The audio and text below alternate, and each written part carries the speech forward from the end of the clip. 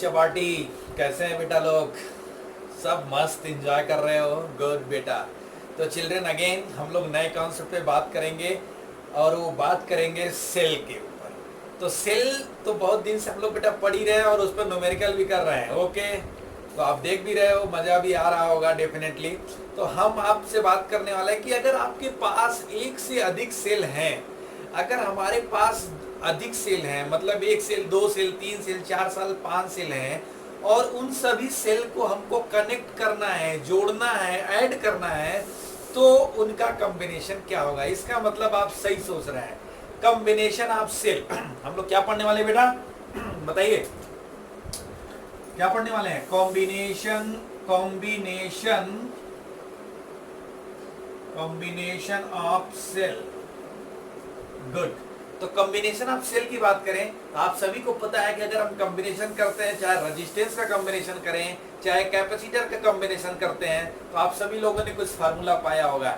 ऐसे ही जैसे उसमें दो कॉम्बिनेशन होते हैं, एक पैरेलल का कॉम्बिनेशन होता है और एक सीरीज का कॉम्बिनेशन होता है, ऐसे इसमें भी दो कॉम्बिनेशन होते हैं बेटा। एक सीरीज का कॉम्बिनेशन होता है, दूसरा एक सीरीज कॉम्बिनेशन, सीरीज कॉम्बिनेशन होता है, और दूसरा क्या होता है बेटा?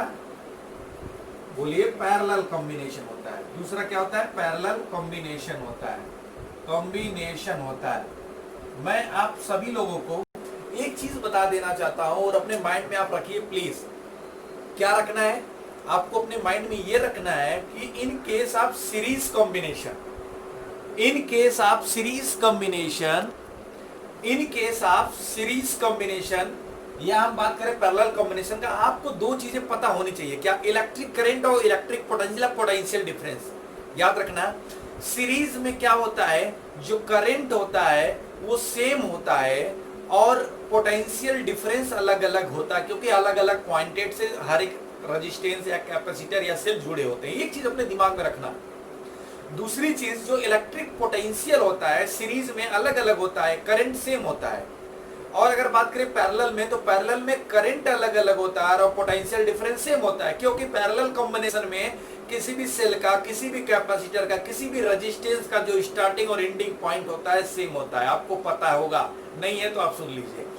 तो जब दोनों के पॉइंट सेम है, यानी जो पोटेंशियल डिफरेंस होता है, जब दोनों के पॉइंट स्टार्टिंग और एंडिंग टर्मिनल सेम है, तो स्टार्टिंग और एंडिंग टर्मिनल सेम है, that is A, that is B, और ए और बी दोनों सेम है, एक यहाँ से, एक बंदा यहाँ से, तीनों का स्टार्टिंग और एंडिंग सेम है, तो आप कह सकते हैं कि एक तरीके से ये पैरेलल कॉम्बिनेशन है।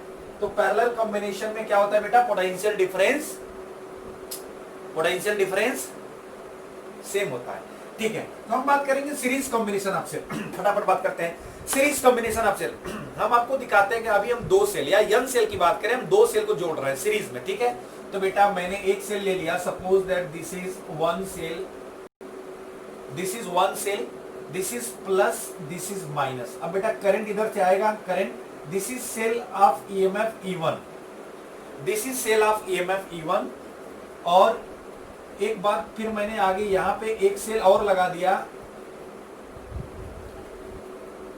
This is cell of EMF A2, this is cell of EMF A2। Now this is plus, this is minus. Okay, so now बेटा करंट, इसका मतलब यहां से आ रहा है, ऐसे बाहर निकलता चला जाएगा। पूरी सर्किट का माइंड अप कर सकते हो, अभी मैं दिखा रहा हूं। ये दो सेल है। अब आपको ये समझना है कि अगर किसी भी सेल में E1 है, तो मान लो इसको आप E1 E2 कुछ भी मान के चल सकते हो। E1 है, इसको मैंने E2 मान लिया, यहां से स्टार्टिंग करते हैं, तो इसको मैंने E1 मान लिया। तो इसका EM सेल है, तो इसका रेजिस्टेंस होगा that is R2, that is R1। अब देखो बेटा, ऐसा कुछ पॉइंट भी होगा जहां से जुड़ा है, this is, this is, this is, this is A, this is B and this is C, and this is C। आपको समझ में आना चाहिए, आपको समझ में आना चाहिए। This is A, this is B, this is C। ठीक है, गुड। अब इन दोनों का करंट, इसका करंट, अब देखो क्या होता है। What is combination of cell in series? What is combination of cell in series? It is such types of combination, या it is the types of combination in which the positive terminal of any cell is connected to the negative terminal of another cell, and this connectivity is continued as soon as ये जो connectivity है ये ऐसे ही ऐसे चलती चली जाएगी, plus minus, यानी this type of combination is known as combination in series. तो बेटा अगर ये कॉम्बिनेशन इन सीरीज है तो यहाँ पे देखोगे जो पोटेंशियल डिफरेंस है, क्योंकि यहाँ पे आपको पता होना चाहिए, यहाँ पे टर्मिनल अलग अलग है, क्योंकि ये देखो मेरी बात ध्यान सुनना, अगर एक सेल का करंट कुछ है 5 एम्पियर है, एक सेल का करंट 6 एम्पियर है, और दोनों सेल को ऐड कर दोगे तो करंट भी जुड़ ही जाएगा, यानी दोनों करंट मिल के जाएगा, यानी इसका करंट दोनों मिल करके इस सर्किट में फ्लो करेगा। Are you getting my point? इस सर्किट में फ्लो करेगा, तो करंट तो सेम होना चाहिए। लेकिन यहाँ पे देखो पोटेंशियल डिफरेंस, यहां से यहां तक का पोटेंशियल डिफरेंस अलग है, वो क्या है? VAB है, VAB पोटेंशियल डिफरेंस। यहां से यहां तक का पोटेंशियल डिफरेंस VBC है, ठीक है। तो सबसे पहले आप पोटेंशियल डिफरेंस निकाल सकते हो। इसका मतलब कि हमको पता है कि अगर यहाँ पे पोटेंशियल VAB है और यहाँ का पोटेंशियल VBC है तो टोटल पोटेंशियल क्या होगा? टोटल पोटेंशियल में VAB प्लस VBC कर देंगे। उसके लिए आपको करने से पहले सबसे पहले आपको जरूरत है क्या करने की? आपको करने की जरूरत है कि पोटेंशियल डिफरेंस पहले आप निकाल लीजिए हर एक सेल का। तो बेटा हम पोटेंशियल डिफरेंस VAB निकाल लें, तो potential difference across the cell E1, तो PD across the cell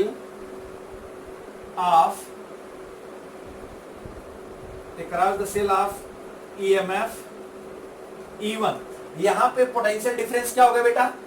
VAB is equal to, potential difference क्या आता है? What is the potential difference या terminal potential difference across the cell? अगर किसी भी सेल से करंट को ड्रा करते हो तो that is not electromotive force. अगर किसी भी सेल से करंट को ड्रा करते हो तो उसको बोलते हैं TPD, टर्मिनल पोटेंशियल डिफरेंस। आपको पता होना चाहिए। और टर्मिनल पोटेंशियल डिफरेंस का फॉर्मूला क्या होता है? E minus IR।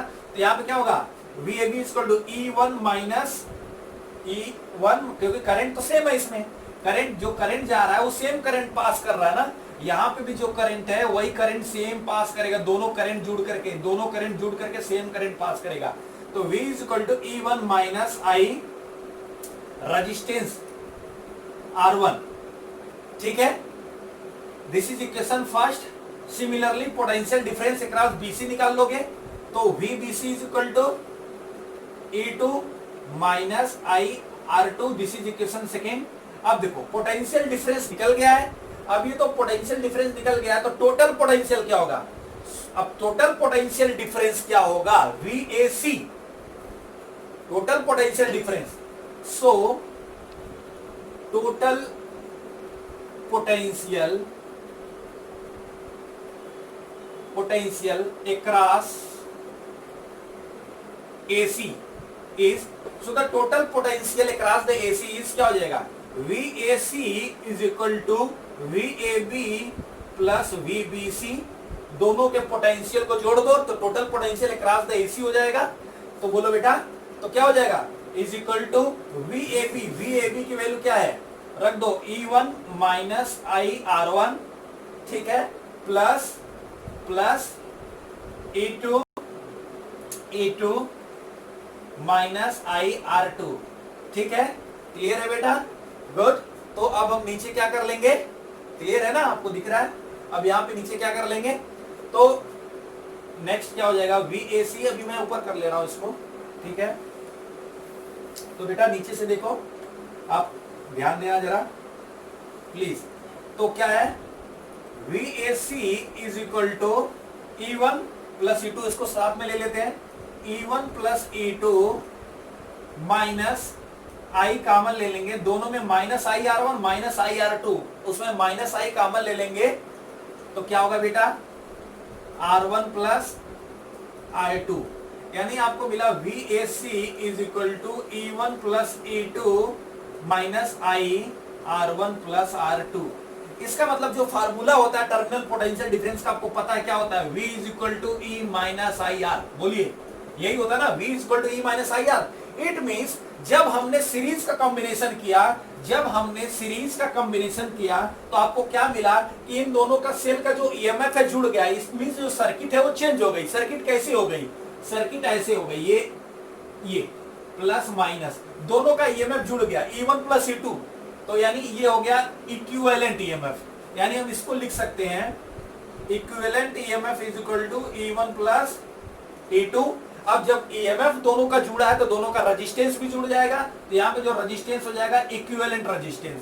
तो यहाँ पे जो इक्विवेलेंट रेजिस्टेंस हो जाएगा क्या हो जाएगा, R1 प्लस R2। इसमें हम इस इक्वेशन को लिख सकते हैं, इस इक्वेशन को हम लिख सकते हैं VAC is equal to equivalent EMF minus IR equivalent. I hope आपको क्लियर आ गया। Very simple, very simple. और एग्जाम में यही आता है, अगर आप सोचते हैं कि रेजिस्टेंस का कॉम्बिनेशन पूछ देगा जैसे कि अभी हटा दिया है, या कैपेसिटर का कॉम्बिनेशन, तो नो। अगर आता है एग्जाम में कुछ पूछा जाता है तो सेल का कॉम्बिनेशन। तो बेटा this is the combination of cell in series. इसका मतलब आपके पास दो चीजें मिलती हैं यहाँ पे। When you are going to connect the two cell that of E1 and E2 with resistance R1 and R2, then what will be the happening? The EMF of both cell, the EMF of both cell will be added and its resistance also added in the circuit। तो ये नया आपका जो ये new I ये combined होके मिल जाएगा, ठीक है। This is the happening about combination of cell in series. This is the happening about combination of cell in series. अब हम बात करते हैं combination of cell in parallel, जो इंपॉर्टेंट है। Combination of cell in parallel, तो बेटा दूसरा है ये combination of cell in parallel. Very simple. देखो मैं बहुत सिंपल तरीके से बताना हो, ठीक है। पहले पैरेलल का कॉम्बिनेशन, चलो बेटा इधर से कोई करंट आ रहा है, दैट इज I। कौन आ रहा है, I। मान लो I के पास दो रास्ते मिल गए, एक इधर जाने का, एक इधर जाने का, एक इधर जाने का, ठीक है, इधर जाने का। यहां पे एक सेल है जिसका EMF E1 है, और यहां पे भी एक नीचे सेल लगा हुआ है, एक नीचे भी यहां पे सेल लगा हुआ है, that is of EMF E2, that is of EMF E2। तो इसके पास रेजिस्टेंस होगा R1, इसके पास रेजिस्टेंस होगा R2। ये प्लस है, ये माइनस है, ये प्लस है, ये माइनस है, ठीक है। Again it means current I आ रहा है। कौन आ रहा है, करंट I आ रहा है। I आने के बाद यहाँ पे E1 है तो करंट बढ़ जाएगा क्योंकि पैरेलल कॉम्बिनेशन है। यहाँ पे चला जाएगा I1, E1 में चला जाएगा I1 करंट, और E2 में चला जाएगा I2 करंट। अगेन बेटा यहाँ से I2 आएगा और यहाँ से I1 निकलेगा, फिर दोनों I1 और I2 मिल करके यहाँ पे फिर I हो जाएंगे। अगर हम बात करें this is point A, this is point B, तो पॉइंट A और B के बीच का, पॉइंट A और B के बीच का, क्योंकि दोनों का पॉइंट सेम है, दोनों का पॉइंट सेम है, दोनों सेल E1 और E2 जिसका EMF है उसका जो स्टार्टिंग और एंडिंग पॉइंट सेम है, तो पोटेंशियल डिफरेंस क्या होगा, दोनों का सेम होगा। क्योंकि मैंने बोला था बेटा कि potential difference it's only depend on the starting और ending point of the terminal. ये बेसिकली मेनली जो है स्टार्टिंग और एंडिंग जो टर्मिनल होता है पॉइंट का, उसके ऊपर डिपेंड करता है। तो अगर दोनों का टर्मिनल स्टार्टिंग एंडिंग सेम है तो पोटेंशियल डिफरेंस सेम होगा, यानी यहाँ पे पोटेंशियल डिफरेंस कॉमन है, सेम है दोनों के लिए। यहाँ पे पोटेंशियल डिफरेंस है VAB, लेकिन चेंज क्या है, करंट। और एक चीज याद रखना, कोई भी कॉम्बिनेशन निकालो तुमको उसी को यूज करना है जो चेंज हो रहा है, जो सेम है सब में उसको छोड़ देना। जैसे इसके पहले वाले में क्या करंट सेम था और पोटेंशियल डिफरेंस अलग था, तो मैंने करंट को छोड़ दिया, पोटेंशियल डिफरेंस को जोड़ दिया। और यहाँ पे पोटेंशियल डिफरेंस सेम है लेकिन करंट चेंज हो गया, I1 और I2, तो इसको हम लेके चलेंगे। तो लिखेंगे, ठीक है बेटा, ये तो क्लियर है ना, डायग्राम क्लियर है। तो अब हम लोग थोड़ा सा देखते हैं। So the total current in circuit is, total current circuit में जो होगा क्या होगा, I क्या होगा, I is equal to I1 plus I2। This is equation first. तो आपको I1 और I2 निकालने की जरूरत है क्योंकि पोटेंशियल डिफरेंस तो सेम है, V सेम है, लेकिन दोनों का I1 और I2 अलग है। तो यहां से निकाल लेंगे for cell of E1, for sale जिसका EMF E1 है उसकी हम बात कर रहे हैं। For cell of EMF E1 जिसकी बात कर रहे हैं ये, तो इसका EMF E1 है, तो यहां पे क्या हो जाएगा बेटा, for cell of EMF potential difference V same है, तो V is equal to E1 minus I1 R1। E1 अलग है, I1 भी अलग है, R1 पोटेंशियल सेम है। This is equation second for cell of EMF E2। For cell of EMF E2 V same है, V is equal to E2 minus I2 R2। ये equation बन गया, दिस इज इक्वेशन थर्ड। ठीक है, अब equation second और third से हम क्या I1 की वैल्यू निकाल लेंगे। तो from equation second and third, from equation second and third. अभी इक्वेशन सेकेंड से तो क्या होगा, यहां से हम निकालेंगे, अगर V is equal to E1 minus I1 R1 है तो I1 की वैल्यू क्या हो जाएगी, हम इसको लिख सकते हैं I1 R1 is equal to E1 minus V, और I1 इज इक्वल टू क्या लिख सकते हैं, E1 minus V upon R1 लिख सकते हैं। I1 is equal to E1 minus V upon R1। Similarly देख रहे हो बेटा ना, I1 is equal to E1 minus V upon R1। Good, तो सिमिलरली यहां पे I2 इज इक्वल टू क्या लिख लेंगे, I2 इक्वल टू भी यहां से निकाल लेंगे, तो I2 इक्वल टू जैसे ये निकल गया ऐसे ये निकल जाएगा, क्या निकल जाएगा, E2 minus V upon R2। ठीक है, अब I1 और I2 की वैल्यू को इक्वेशन फर्स्ट में पुट कर देंगे। I1 और I2 लिखेंगे क्या, put the value of,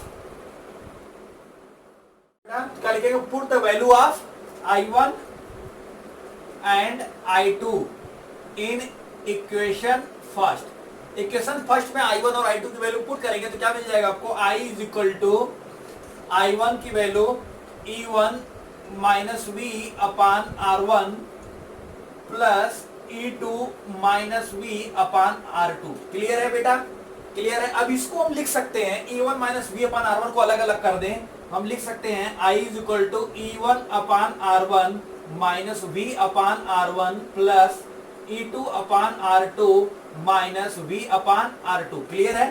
E1 upon R1 को एक साथ कर लें, पोटेंशियल वाले को एक साथ कर लें, हम what you can write, I is equal to बेटा E1 upon R1 plus E2 upon R2, और बेटा फिर minus V upon R1 minus V upon R2। Clear है बेटा, आई होप आपको क्लियर होगा ये। ठीक है, तो यहाँ पे अब देखो, यहाँ पे हम कुछ कॉमन ले लेंगे,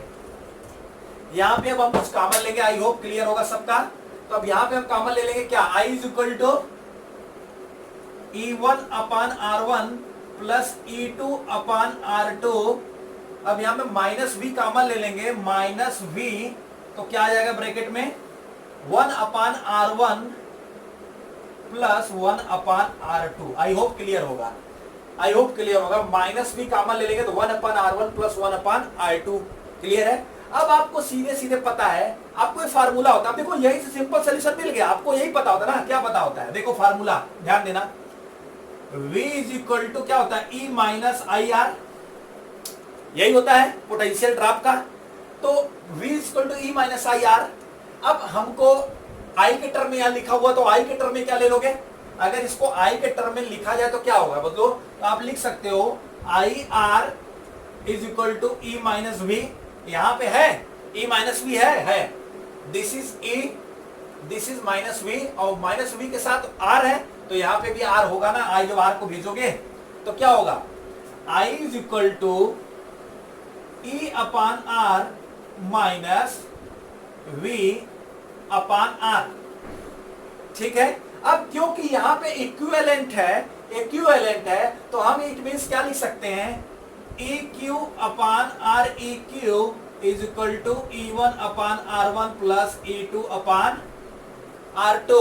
और रेजिस्टेंस में यहां पे देखो V 1 अपान R1 प्लस 1 अपान R2 है, तो बेसिकली ये V को आप यहाँ पे 1 अपान R को क्या लिख सकते हो, 1 अपान R, इट मीन्स आप लिख सकते हो V इंटू 1 अपान R, V इंटू 1 अपान R। यानी अगर आप सिंपली 1 अपान R की बात करें, यहाँ पे अगर 1 अपान R की बात करें, V को छोड़ दो, सिर्फ 1 अपान R, तो 1/r इज इक्वल टू क्या लिख सकते हो, R equivalent 1/r1 plus 1/r2। ठीक है, मेरी बात समझ में आ गई बेटा। तो अब क्या करोगे, सिंपल सी बात है, अब क्या करोगे, कुछ नहीं, हो गया यार। अब देखो हम क्या लिख सकते हैं, I इज इक्वल टू इसको हम लिख सकते हैं, क्या लिख सकते हैं, EEQ अपान REQ माइनस V 1/REQ, यही लिख सकते हैं सिंपल। अगर चाहो तो आप किसके टर्म में लिख सकते हो, इसके भी टर्म में लिख सकते हो, V is equal to E minus IR। आप इसके भी टर्म में लिख सकते हो, V is equal to E minus IR। अगर V is equal to E minus IR के टर्म में लिखोगे तो क्या हो जाएगा, तो V इज इक्वल टू अब यहां से निकाल लो। देखो इसको इधर लेके चलते हैं, हम इसको क्या लिख सकते हैं, V/REQ माइनस को इधर ले आए प्लस हो जाएगा, और I को इधर ले जाओगे equal to EEQ/REQ minus I, minus, क्योंकि फार्मूला क्या होता है, V equal to E minus IR। तो यहाँ पे REQ को उधर भेज दो, तो V is equal to E equivalent upon R equivalent into R equivalent minus I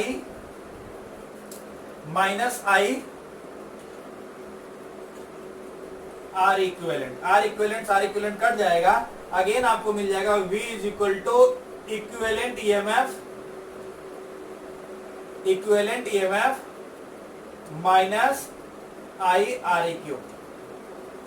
आ गया कि नहीं, सेम आ गया बेटा। देखो आपका जो मेन सॉल्यूशन था बस यही है, इतना आपने कर दिया, सेम है, बस हो गया। इसका मतलब कि जो हमने इसके पहले वाला सीरीज का कॉम्बिनेशन देखा, उसमें देखा कि जो ईएमएफ जुड़ा E1 plus E2 plus E3 dot dot series में जुड़ता चला गया, और रेजिस्टेंस 1/R1 इसमें हुआ है, उसमें था R1 plus R2 plus R3, और इसमें क्या हुआ, इसमें जो ईएमएफ जुड़ा, वो जो नेट इक्विवेलेंट ईएमएफ आया EEQ/REQ। इट मीन जो नेट इक्विवेलेंट ईएमएफ आया EEQ/REQ equal to E1/R1 plus E2/R2 आया, और जो नेट रेजिस्टेंस आया 1/REQ equal to 1/R1 plus 1/R2। बस आपको इतना याद होना चाहिए। इसमें जो आपने इक्विवेलेंट आपने लिया, मैंने इसको अगेन उसी के फॉर्म में लिख दिया, V is equal to EEQ minus IREQ लिख सकता हूं एकदम। लेकिन याद रखना, ये EEQ इक्विवेलेंट, जो इक्विवेलेंट ईएमएफ है और इक्विवेलेंट REQ है, इसको अगर आप चाहोगे तो आपको रिवर्स आना पड़ेगा। इसका मतलब कि जो इक्विवेलेंट ईएमएफ होगा वो रेजिस्टेंस के रेशियो के फॉर्म में होगा, ये वाला। दिस इज इंपॉर्टेंट पॉइंट, ठीक है। तो आप ये this is the combination of cell in parallel. देखो इतना कर दोगे, इतना कर दो, करके आपने इसको दिखाना है, बस दैट्स इट। और चाहो तो इसको V equal to E minus IR में दिखा दो, तो मैंने इसको दिखा दिया, V is equal to E minus IR में दिखा दिया। ठीक, आई होप आपको क्लियर होगा। अगर कहीं पे भी डाउट है, कोई भी प्रॉब्लम है, तो अगेन कमेंट बॉक्स में डालिए, मुस्कुराते रहिए। सी यू, बाय बाय। अभी इतनी जल्दी एक न्यूमेरिकल ले लो, लास्ट में इसका सॉल्यूशन करके मुझको भेज देना, ठीक है। ओके, जस्ट वेट बेटा।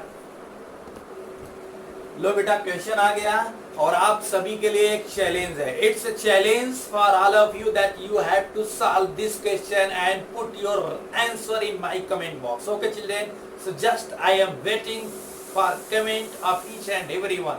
सो children, this is the question.